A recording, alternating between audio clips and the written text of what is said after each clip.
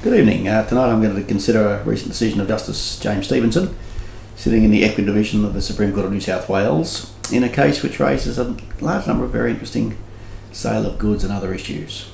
And the case is THC Holding Proprietary Limited and CMA Recycling, 2014 NSW-SC 1136.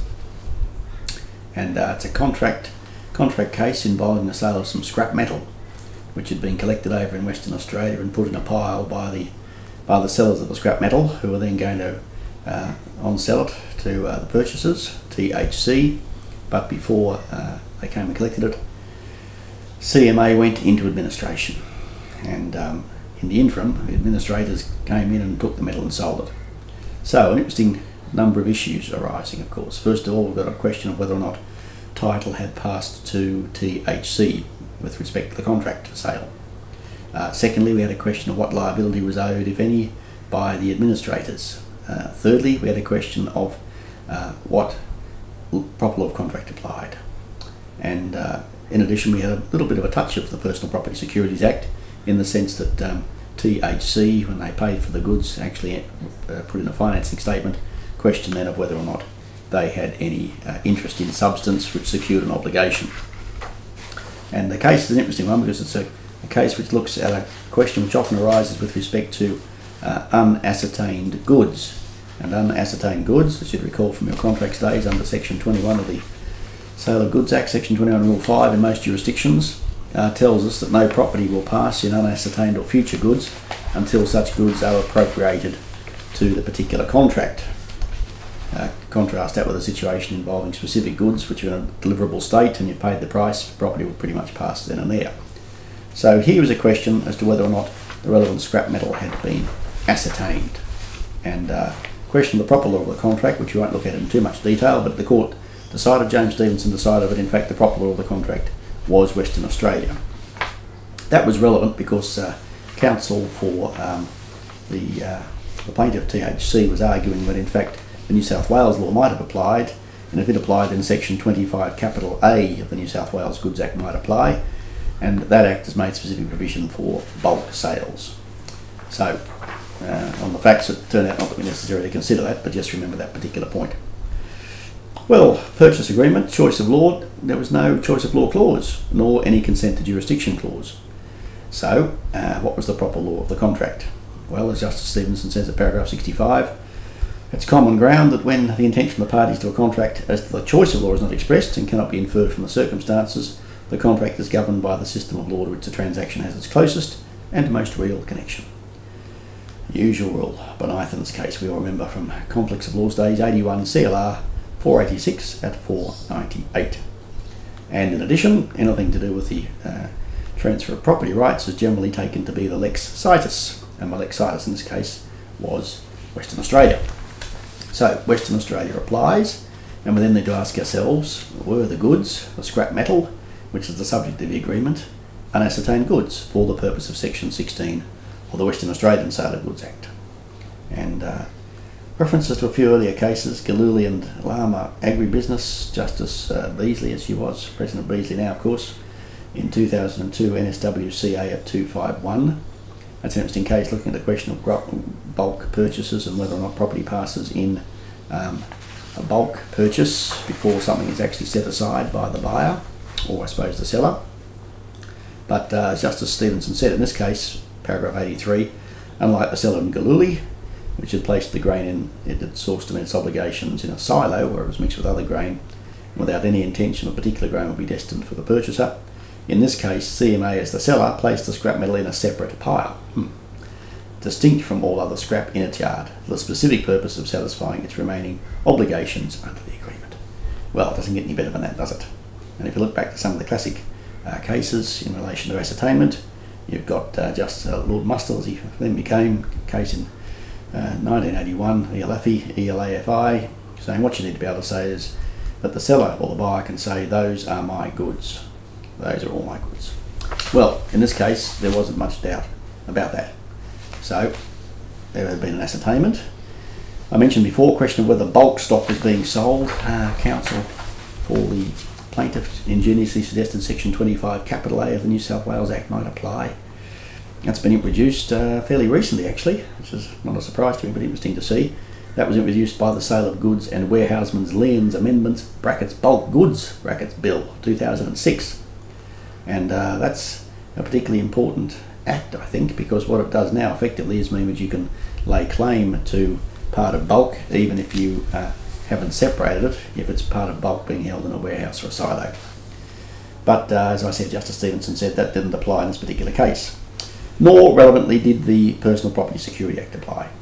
They had lodged a financing statement under Section 156, as to say the buyers had for more abundant caution, THC, but in fact what had occurred, of course, was that a bailment was created after the payment of the purchase price, so that they were holding as bailee under a contract of sale. Payment's been made, property is passed, and therefore they're holding it, as he says at paragraph 113, as bailees to deliver the goods or to THC's direction. So then, a sale by the administrators. Did that breach Section 442 C of the Corporations Act?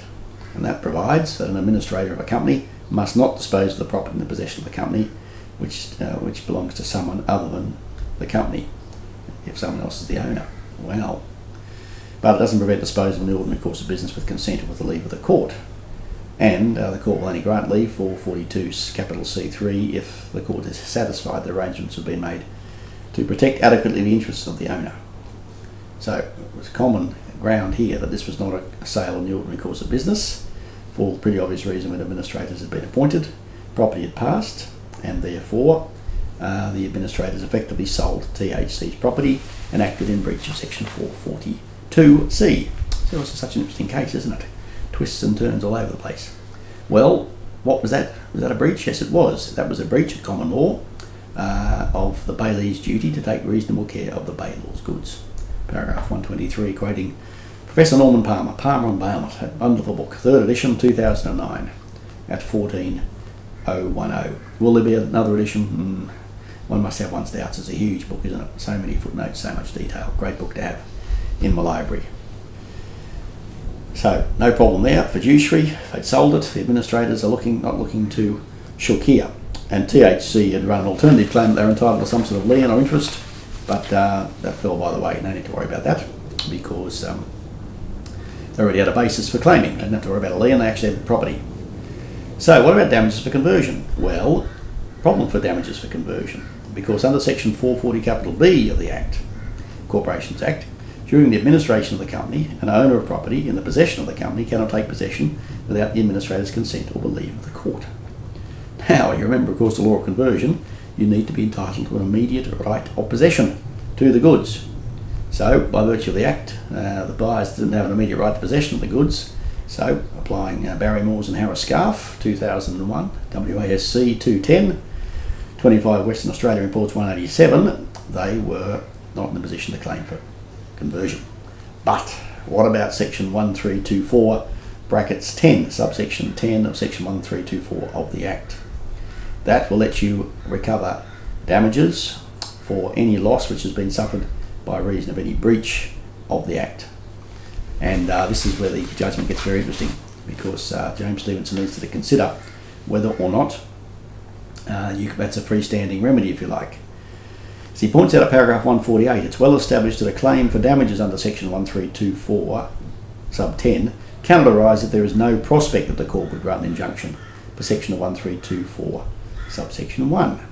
And we've got Justice Bryson, GE Capital, and Davis, 180 Federal Law Reports 250. We've got Jovanovich and Commonwealth Bank. Justice Pasenko, 87 South Australian State Reports 570. So, was there any standing here? Well, that is a question. In this context, His Honour held that there was in fact, paragraph 164, a direct relationship between the injunctive relief sought by THC at the outset, which was of course to stop the sale going ahead, and the damages now sought. And when a breach by the administrators is recognised, 442 C, THC's application for injunctive relief at the outset can be seen to have had as one of its bases Section 13241. As THC did not know the administrators had sold the scrap metal, THC originally sought to restrain disposition, and the administrators offered to preserve status quo, and there was a claim for injunctive relief. So, well, in this case, His Honour holds, paragraph 166, that THC has suffered damage by reason of administrator's contravention of section 442C, naturally because they've sold the scrap metal. Property has been sold to the purchaser. On the face of it, THC is entitled to damages to compensate it for the loss. And the gentleman goes on to consider at 167 and following whether or not section 1324 brackets 10 is a freestanding remedy. And there's been some recent discussion of this by Professor Baxter in the Australian Law Journal. He doesn't really get into that area, but he infers or decides at paragraph 181 that he's not prepared to infer that the legislature intended a private right of the kind contended for. And so there we are. It's an interesting case, isn't it? It's a case which has got everything in it, actually. It's like a very difficult exam question, really. Final point, I suppose, knowing assistance in a breach of fiduciary duty. The question there applying, say, the Farrow and Grimaldi's case. Here, paragraph 196, the administrators actually procured the breach of fiduciary duty and caused the stock to be sold. And it seems to me most unlikely that CMA would have disposed of it if the administrators had not been appointed. The administrators chose to sell, paragraph 198, knowing there was a dispute about the title, without notification to THC. That was robust conduct. No doubt the administrators were confident of the greatness of the advice they received, assuming it was the same as their solicitor's letter, but they could not be sure as this case sold. So by selling, they assumed the risk, and that is a risk that in the end means they have to pay. Well, what a case it is. It's got everything, hasn't it? It's got choice of law, it's like a great commercial law exam, it's got bulk sales, it's got section 13241, 132.410. Interesting case, because what it does show is that there's a growing body of authority but suggests that if you're in a position, a bit like Lord Cairns Act in 1868, to get an injunction, then if you can't get the injunction, common law might go, the Court of Equity might give you some damages under the statute, as a supplement. And same sort of reasoning here, although not quite so expressed. So have a look at the case. It's an interesting case. Basic property questions, of course, had title passed. Was there standing to sue for conversion? But like a game of cards, one card being played, another then played in return, and in the end, I guess justice vindicated in the sense that the administrators, of course, could take the risk. They took some advice. Who owned the scrap? They must have decided that they still had a right to sell it and augment the fund available under the administration for the docker, but that turned out to be incorrect. So, great case. Have a read of it. I'll have a look at it, I guess. THC Holdings, CMA Recycling, 214 NSWSC 1136, and a bit of a tour de force by Justice Stevenson. Unlikely to go on appeal, I would think.